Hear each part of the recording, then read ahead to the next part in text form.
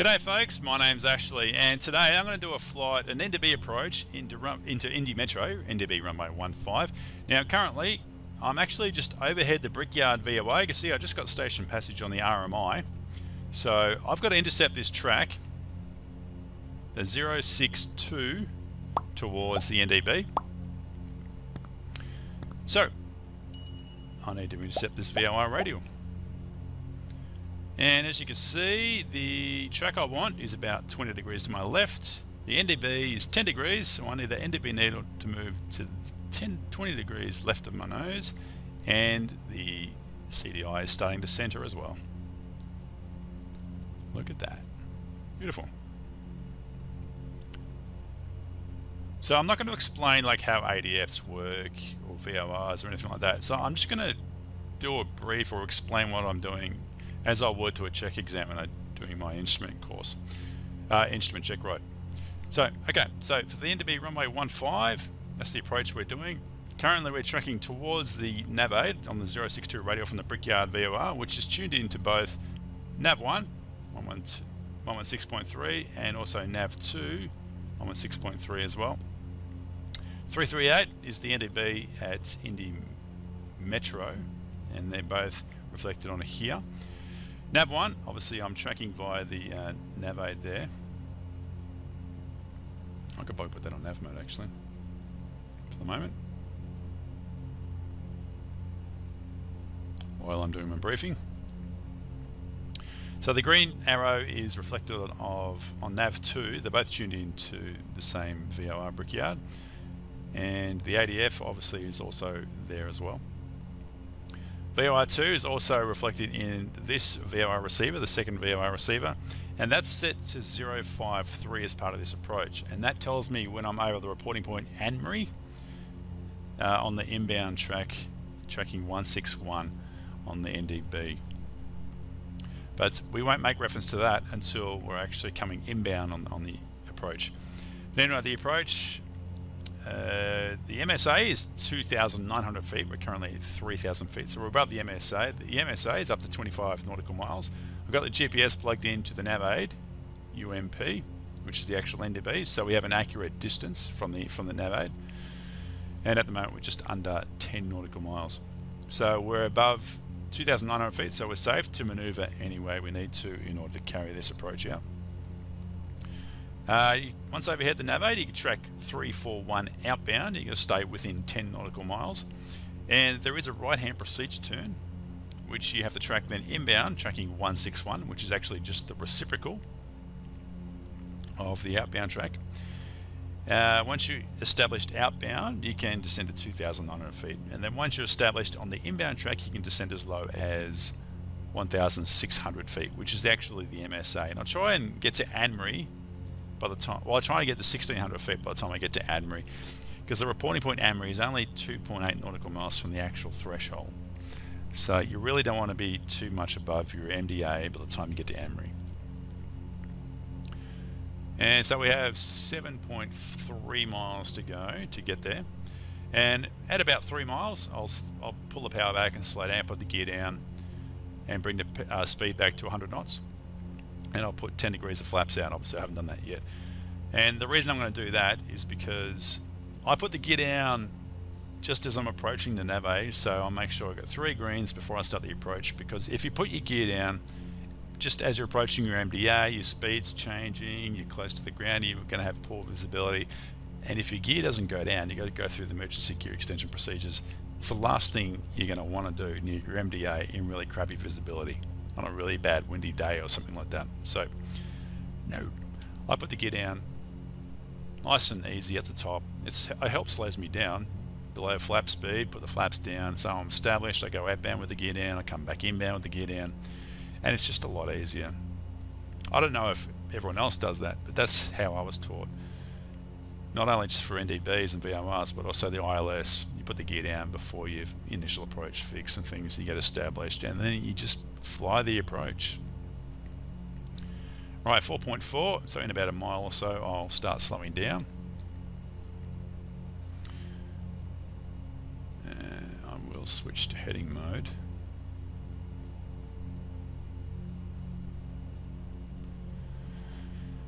And the reason being is I'll put the inbound track 161 here on the CDI 161, and they are left-hand patterns. So just imagine NDBs here in the middle always. We're currently tracking inbound from here. So to enter the hold, I want to be about 30 degrees from the tail. 2, 3, so about 010 will be my heading at station passage. Alright, so I'm going to slow down, bring it back to 17 inches. And put the prop full forward. Speed's below 140, I can put the gear down.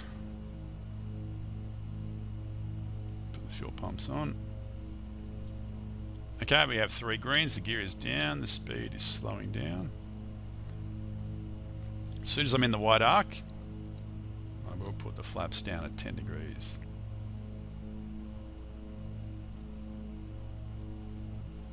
Alright.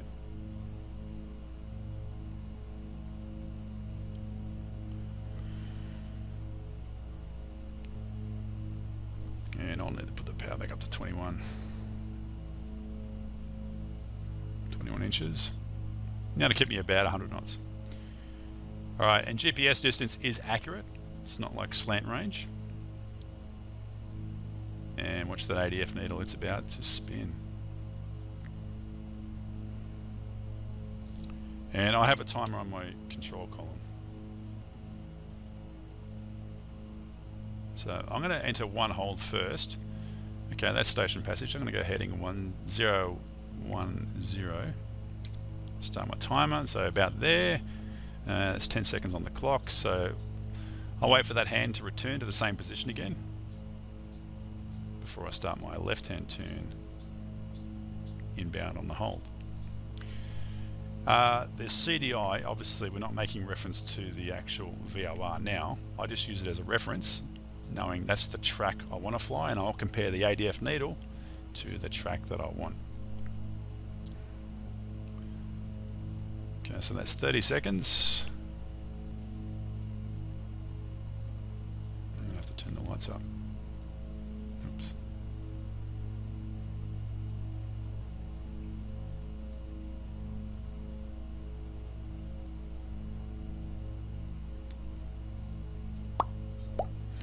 About 8 seconds to go.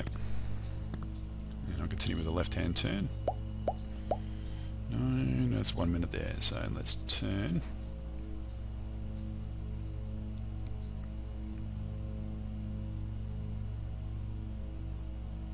Turning inbound, so I'll be tracking towards the station. Currently 2.3 miles away from the navaid.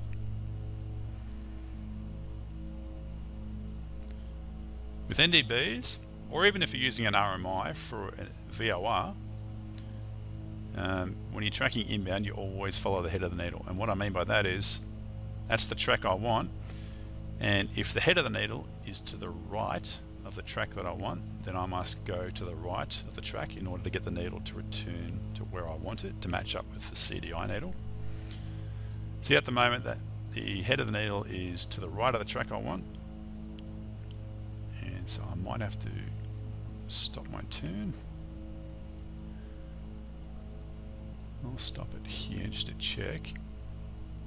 So I'm looking for 30 degrees. Oh, look at that, that's pretty good. Yep, keep going.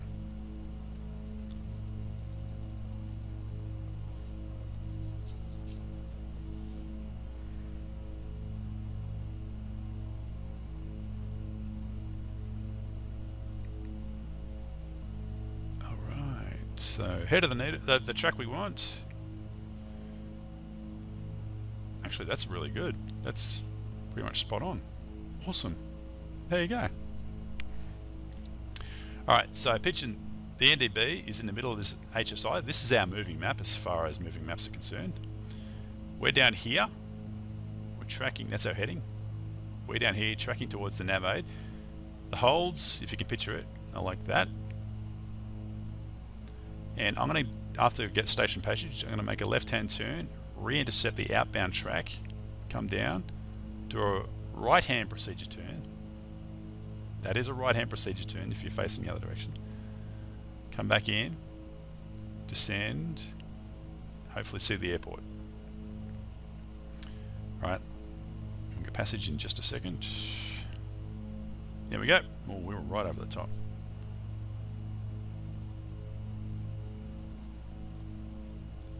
So what I'll do is, instead of my heading stopping at the parallel, I will actually go through it, heading of about 310. So I'll try and intercept at about 30 degrees. I don't want to have too big an intercept angle because I'm actually, as you can see, very close to the navaid.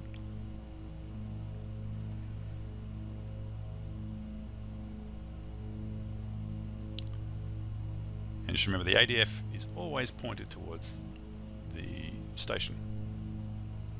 Okay, things like that I wouldn't point out to the chick examiner, they know that.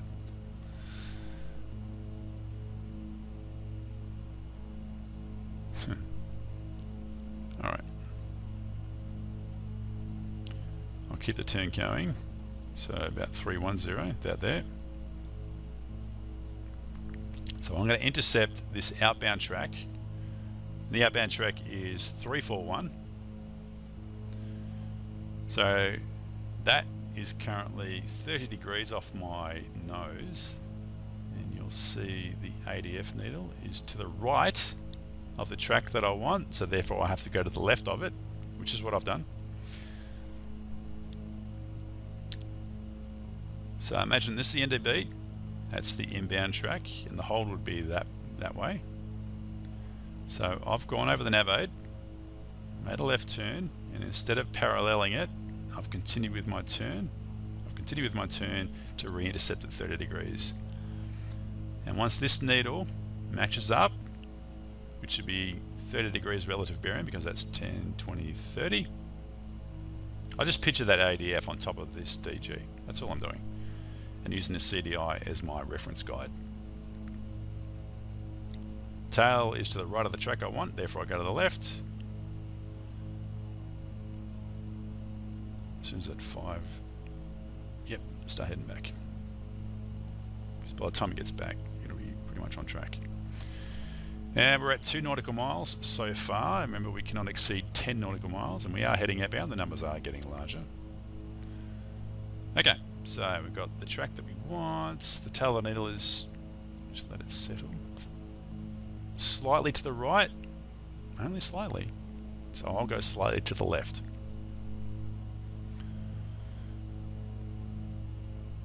Now I can go as low as 2,900 feet, but that's only, honestly, that's only 100 feet. I'm not going to worry about that. 5 degrees, 5 degrees. Track I want. And see the CDI just centered, so we've just passed Anne-Marie, which is at 2.8 from the threshold, so that's about right. So that's working correctly, it's good to know. So I'll go outbound until at least 7 DME, so I can give myself enough distance to descend. But obviously in the procedure turn, I'm going to probably take up at least 2 miles, turning right and then left. Now the procedure turn, a published procedure turn says you can turn right heading 026, which is about here, go outbound for 1 minute, and then turn around tracking 206. So you go outbound 206, come back inbound after a minute to re-intercept the inbound track. That works just fine. I actually prefer the 80 to 60 turns, which means at rate 1 you make a turn at 80 degrees. So in this case it would be, that's 90 degrees there, so you go 10 degrees less than that, boop, about there, yeah, about 061 or something. At rate 1 you turn to there, and then as soon as you get there you turn 260 degrees in the other direction, and that'll bring you pretty much back on track. I don't know who discovered that, but they're very, very clever. And I've always used the 80 to 60 turns since I learned about them. Alright, so we're almost at 6 DME, 6 miles, GPS miles.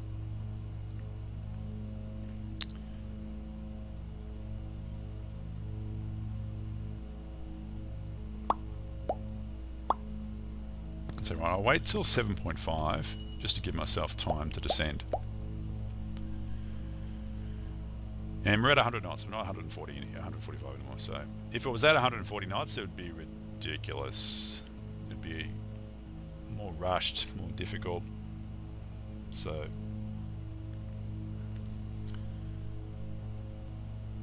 this way it's nice and casual, you know. There's 7.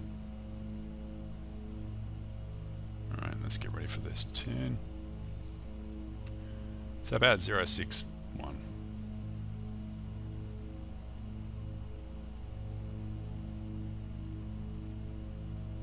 7.5. Here we go. Rate 1. Same altitude, same speed.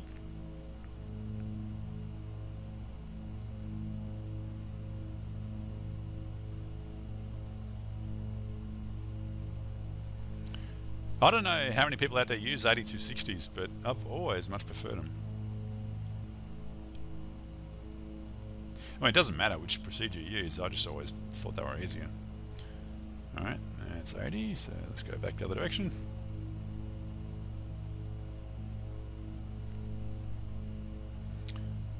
And look at the ADF needles. It's going to be off a little bit, but it'll probably catch up as we continue around to the heading. So we're going to track 161 inbound. As soon as we're established, we can start our descent to 1,600 feet. So we're essentially almost losing 1,500 feet. It's about 1,400 feet we'll be losing.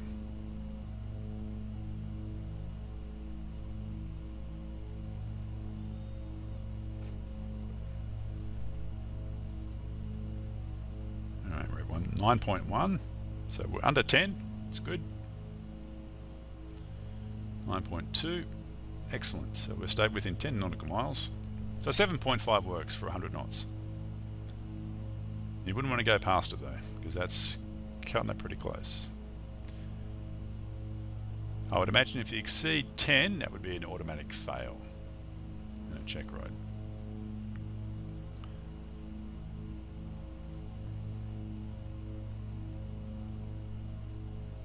Ooh, that's pretty close. That was the 45 mark, and it was at about 45. So this is going to be pretty close.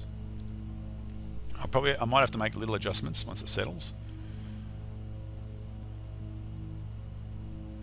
Oops, keep going. Oh, I think I messed that up.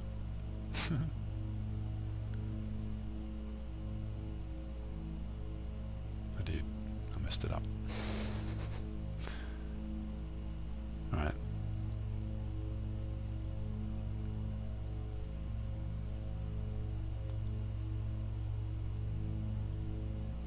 Alright, that's pretty close. I think we can start our descent.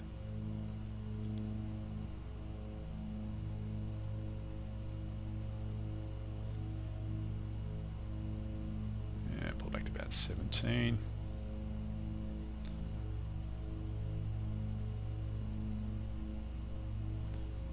No, 17.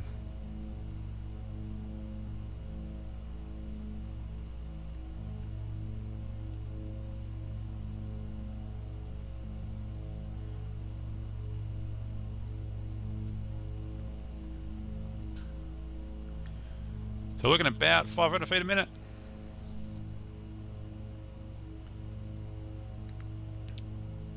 Alright, brakes working in there. Off. Undercarriage. It is down up. We have 3 greens. Mixture is rich. Fuel selectors, they are on both. Instruments. Looking good. Oh, yep. Fuel selectors are both on. Fuel pumps on. Switches, both on. Hatches and harnesses, make sure you're all buckled in there. Alright, we're at 5.7, and we'll know we're at AMRI when the CDI and the VOR2 centers. And we know that because it's the from, and it's set to 053. As you can see, there is movement in the needle. Tracking, very good, still on track. And we're descending to 1,600 feet. 2,300 feet.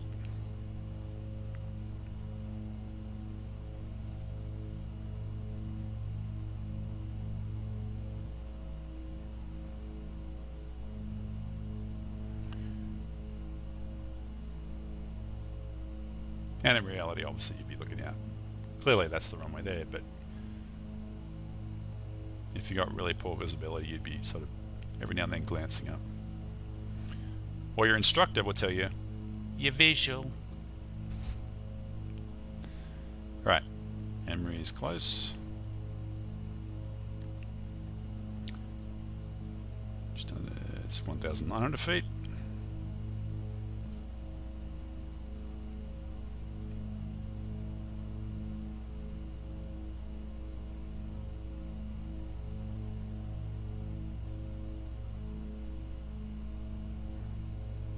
And we're approaching Emery.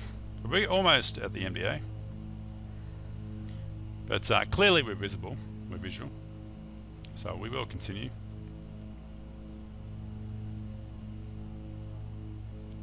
Okay, we're over Emery now. Just approaching MDA, 1,600 feet. Awesome. Beautiful. All right. Autopilot off. And I'll put in more flaps. And I'll need to put more power in. I'll put up to about 21. Oops, that's way too much.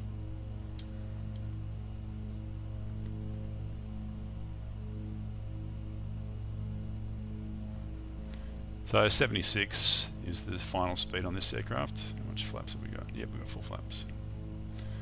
I have to turn the volume down on the sound effects because you won't be able to hear my voice otherwise.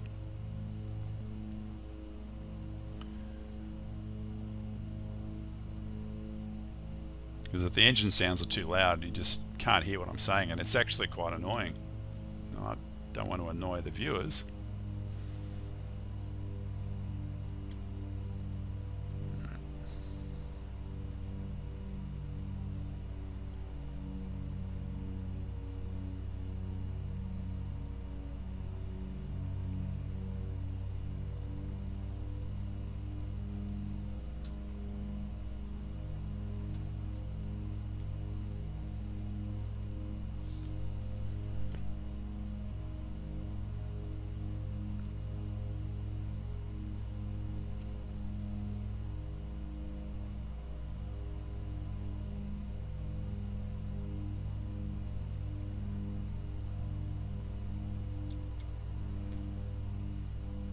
But I always find it a lot easier in real life to land these things than on this simulator. But my landings have improved, if you can believe that. Oh yeah.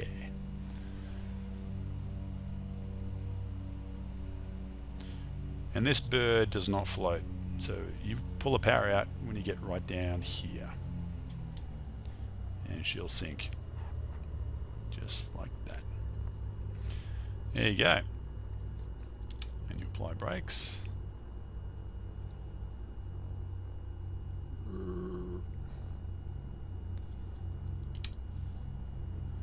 Alright, let's just get her off the runway. I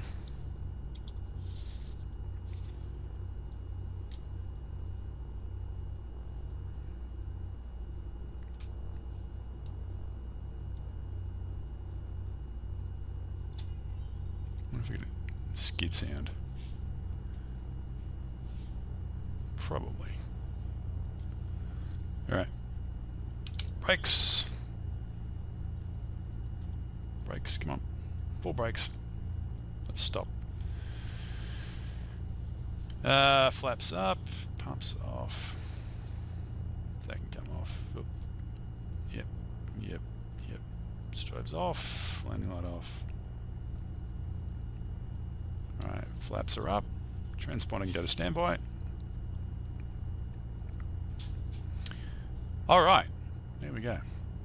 That's good. I was happy with that approach. Okay, I hope you liked that video and got something out of it.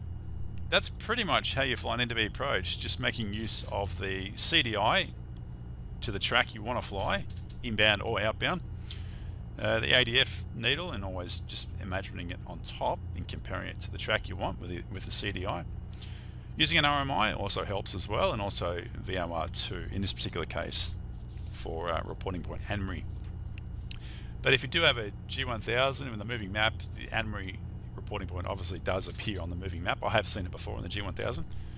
So, but yeah, without it, it's still really not that difficult to fly. It's really, really fun. And try and use the HSI to visualize the approach. Always the navaid, whether it be a VOR or an NDB, the navaid is always in the middle. So you overhead the navaid looking down at a plan view, just like the approach plate, and just visualize it on board. With the navaid in the middle, you've got 360 degrees all around it on the DG, just like a navaid, a VOR or an NDB. And just visualize it and fly it as necessary from there. Anyway, I hope this video was helpful for you, and please feel free to like and subscribe if you like, if you got something out of it, and I'll see you later. Thanks for watching.